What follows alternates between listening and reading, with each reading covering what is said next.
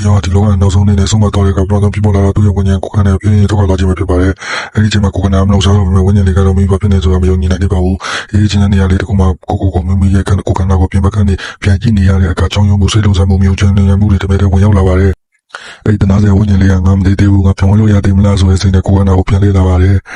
ဒါမဲ့ကိုအချင်းရန်လွန်သွားခဲ့ပါပြီ။ခွန်ကြီးလေးကလူခန္ဓာရဲ့ကြွေးရကိုပေါက်မျက်စိနာနှာခေါင်းပါးစပ်အပြင်ကျန်တဲ့အပေါက်တိုင်းကိုတပေါက်စီပြန်ဝင်မှုကြိုးစားနေပါတယ်။ဝင်လို့မရပါကဘလို့ပဲကြိုးစားကိုခန္ဓာအရင်လုံးဖြစ်တော့ပါဘူး။အဲ့ဒီအချိန်မှာဝိညာဉ်လေးကစိတ်ထဲမှာတော့နားမလည်တဲ့အကြောင်းမျိုးကြီးတစ်ခုထိုးလာပါတော့တယ်။ဝင်လို့မရတဲ့အဆုံးမှာအမောင်အလေးမယုံတော့တဲ့နေရာတစ်ခုကနေငရေမင်းတပည့်နှစ်ယောက်ထွက်ပေါ်လာပါတယ်။သူတို့ရဲ့တရားတော့အချမ်းမနာမချိုတာအေးစပြီးတင်းကြီးလုံးပါတယ်။အချိန်ရောက်ပြီလို့ပြောပြီးဝိညာဉ်လေးကိုလက်တစ်ပတ်စီနဲ့ခေါ်ဆောင်တော့ကြပါတယ်။ဒီလိုနဲ့ဝိညာဉ်လေးကမယုံတော့ဘူးလန်တလန်ကိုပြတဲ့နောက်ဆုံးမှာတော့ငရေမင်းကြီးရဲ့ရှိသူရောက်ရှိလာပါတော့တယ်။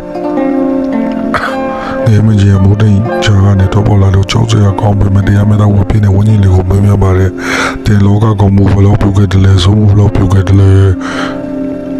အိမ်တော်ဝင်းရဲ့အကျဉ်းချအလောအကိုင်စိမ့်စင်အားလုံးကိုစစ်စစ်ပြီးဆုံးဖြတ်ချက်ချပါတယ်။ဆုံးဖြတ်ချက်ကတော့45ရက်တာကောင်းမှုမကောင်းမှုရဲ့အကျိုးကိုကိုယ်တိုင်ခံစားရမယ်။လမ်းကြောင်းတစ်ခုကိုဖျက်သိမ်းရမယ်ဆိုတာပါပဲ။